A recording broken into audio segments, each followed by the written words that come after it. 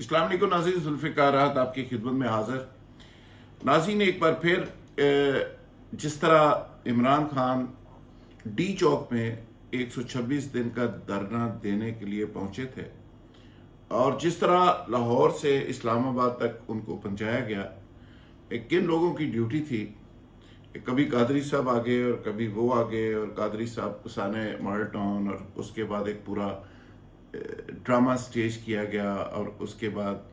خان صاحب کو وہاں تک بحفاظت اپنے الائز کے ساتھ پہنچایا گیا، اور پھر 126 دن تک وہاں پہ کیا کچھ ہوتا رہا اور اس کے نتیجے میں اس ملک کے ساتھ کیا ہوا، اور جس لیڈرشپ کو گرانا تھا وہ گرنے کی بجائے اور زیادہ اوپر چلی گئی۔ آج میں اور تو کچھ نہیں کہہ سکتا، لگ بھگ اسی طرح کا تھوڑی سی تبدیلی کے ساتھ ڈیزائن ہے،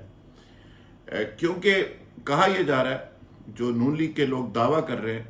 وہ کہتے ہیں کہ جی نواز شریف صاحب نے بڑے لوگوں کے سامنے ایک ہی شرط رکھی تھی کہ اس کو پہلے نکالے، اور جس طرح مجھے نکالا گیا تھا اسی طرح کا سٹائل ہونا چاہیے، اسی طرح اس کی بےزتی ہونی چاہیے، اسی طرح ڈی چوک میں تماشا ہونا چاہیے، اور اسی طرح کا سٹیج سجایا جائے۔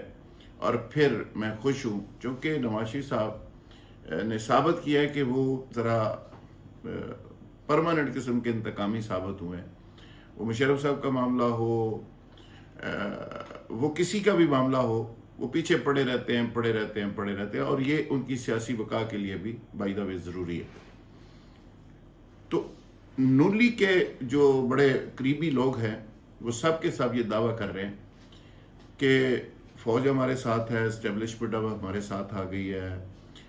نیوٹرل سے بھی کام آگے چلا گیا ہے، اب عمران خان کو بالکل جواب ہو گیا ہے، اب عمران خان نکلنے والے ہیں، باجوہ صاحب ہمارے ساتھ ہیں، پورا سیٹ اپ، پورا سسٹم ہمارے ساتھ ہے۔ تو ایک بار پھر ایک ایسے موقع کے اوپر یہ سارا تماشا آپ لوگ دیکھ رہے ہیں، جب او آئی سی ایک طرف اس کے مہمان آنا شروع ہو گئے،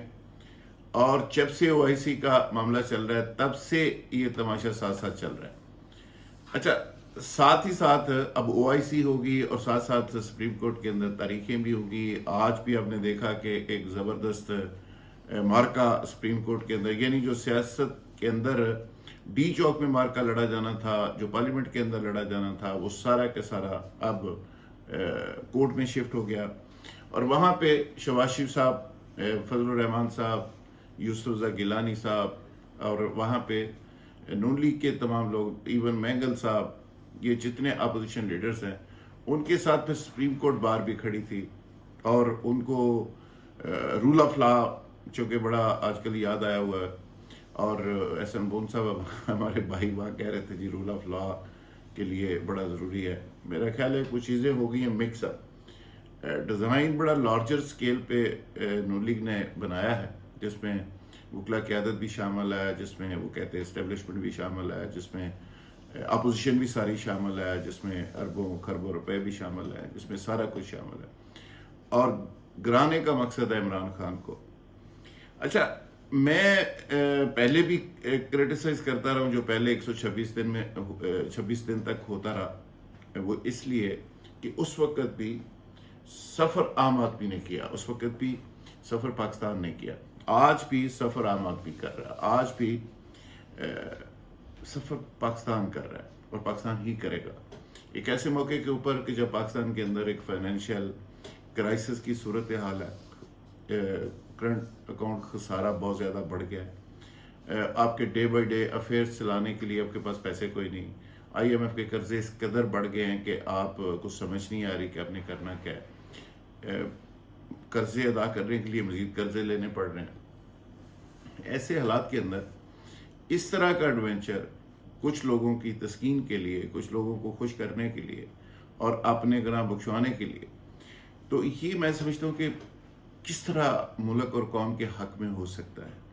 مجھے نہیں پتا کہ نون لیگ والے کیوں اس طرح کا دعویٰ کر رہے ہیں کہ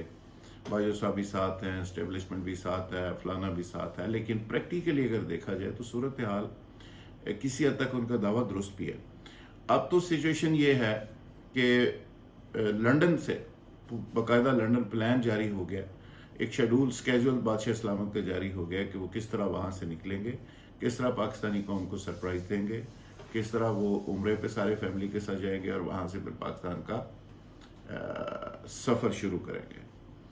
تو یہ ساری صورتحال کو اگر دیکھا جائے، اس ساری صورتحال کو اگر دیکھا جائے اور پرکھا جائے تو یوں لگتا ہے کہ یہ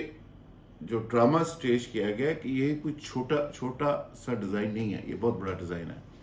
یہ اسی لیول کا ڈیزائن ہے جس طرح عمران خان صاحب کا ڈی چوک والا ڈیزائن تھا، 126 دن کا دھرنا۔ لیکن اب یہ چیزیں بڑی اوپن ہو گئی ہیں۔ فیس بک کے اوپر کسی صاحب نے لکھا کہ ایک تقرری، ایک گریڈ 22 کے افسر کا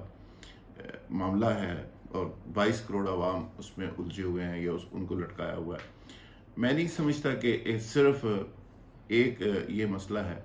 یا اس مسئلے کی وجہ سے ساری قوم کو لٹکایا ہوا ہے۔ کافی مسئلے ہیں۔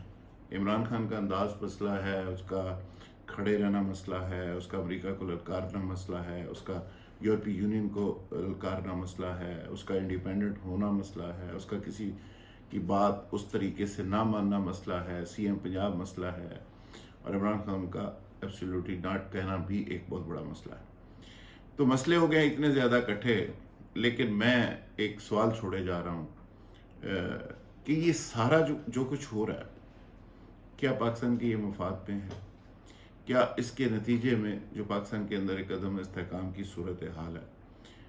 اگر یہ لڑائی آگے بڑھتی ہے جو کہ بڑھے گی، جو کہ عمران خان بھی پیچھے نہیں ہٹے گا، اور عمران خان کے بارے میں جس طرح کہا جا رہا ہے کہ وہ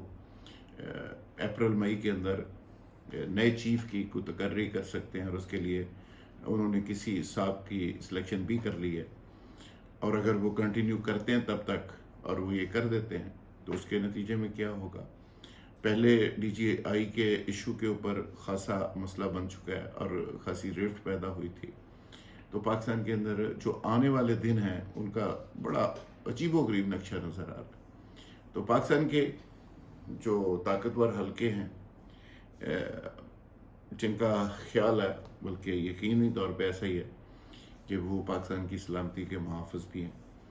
تو ان کو میرے خیال میں اس وقت کوئی کردار ایسا ادا کرنا چاہیے، بجائے اس کے کہ عام آدمی یہ سوال کریں، عام آدمی یہ بات کریں اور عام آدمی یہ شک کریں کہ پتہ نہیں عمران خان کے خلاف سازش کہاں سے ہو رہی ہے، بلکہ کہاں سے ہو رہی ہے۔ تو میرا خیال ہے کہ اس سے بہتر ہے کہ یہ کلیئرٹی آنی چاہیے۔ مسئلہ عمران خان کے خلاف سازش کا نہیں ہے، مسئلہ یہ ہے کہ عام آدمی یہ کہنے لگ گیا کہ کسی بھی شکل بھی تانوں اچھی نہیں لگ رہی، تو کسی بندے نے تو برداشت کرنا پڑے گا نا، ملک بھی تو چلانا نا سی، یا پھر اس کا بڑا شارٹ کٹ حل ہے کہ اس کو فارغ کیا جائے، جمہوریت کو فارغ کیا جائے، ٹیکنوکریٹس کا ایک زبردست سیٹ اپ لایا جائے، اور یا کوئی صدارتی نظام لایا جائے، اس نظام سے ویسے ہی جان چھڑا لی جائے، یہ نظام کے جو ٹھیکیدار اور سٹیک ہولڈرز ہیں سب کو گھر بھیجا جائے، اور ایک سادہ سا چھوٹا سا زبردست سا ایفیشینٹ سا نظام جس میں ایکسپرٹس ہوں، ٹیکنوکریٹس ہوں، ان کو لے آیا جائے اور وہ ملک چلائیں، اور اس میں بے شک آرمی بھی اپنا ایک رول رکھ لے، اور وہ رول آئینی قانونی طریقے سے اس کو جسٹیفائی کر لیا جائے۔ تو میرا خیال ہے کہ ملک کو اب ایک ایسے ایجنڈے کی ضرورت ہے، اب 20-25 سال 30 سال کا ایک ایسا ایجنڈا جس میں ڈسٹربنس نہ ہو، جس میں مستقل مزاجی ہو، جس میں کانٹینیوٹی ہو، جس میں استحکام ہو، پھر جا کے یہ ملک سنبھل سکتا ہے۔ ورنہ اس طرح کے جو تجربے اور دائرے کا سفر ہے، میرا خیال ہے کہ اس میں ہم بہت پیچھے چلے جائیں گے اور سوائے پچھتاوے کہ ہمارے ہاتھ کچھ نہیں آئے گا، اور پھر سوچتے رہیں گے کہ غلطی کس کی تھی۔ جیسے ماضی کے اندر جو غلطیاں ہیں ہم ایک دوسرے کے اوپر ڈال رہے ہیں، تو اب بھی اگر ہم نہ سنبھلے اور ہم نہ سمجھے تو یہ غلطیاں ہم مختلف لوگوں کے اوپر ڈالتے رہیں گے، بلیم گیم کرتے رہیں گے، لیکن الٹیمیٹلی میرا ملک سفر کرے گا اور عام آدمی سفر کرے گا۔ یہ جو ایلیٹ کلب اور ایلیٹ کلاس ہے، ان کے پاس اتنا پیسہ، اتنی دولت ہے، یہ یہاں سے نکلیں گے، باہر جا کے سکون سے بیٹھ جائیں گے۔ تو میرا خیال ہے کہ میں اس درخواست کے ساتھ ہی آج کا یہ ویلاگ بڑا درد دل کے ساتھ آپ سے شیئر کر رہا ہوں ویوز اپنے، کہ جو کچھ بھی ہو رہا ہے الٹیمیٹلی اس کا جو میں سمجھتا ہوں کہ جو لوزر ہے عام آدمی ہے، اور سفر پاکستان الٹیمیٹلی کرے گا. تو ہمیں دعا کرنی چاہیے کہ کوئی ایسا کام، کوئی ایسا ایڈونچر نہ ہو جس کے نتیجے میں جو خدشات کا میں نے اظہار کیا وہ ہو. بہت شکریہ. Thank you very much.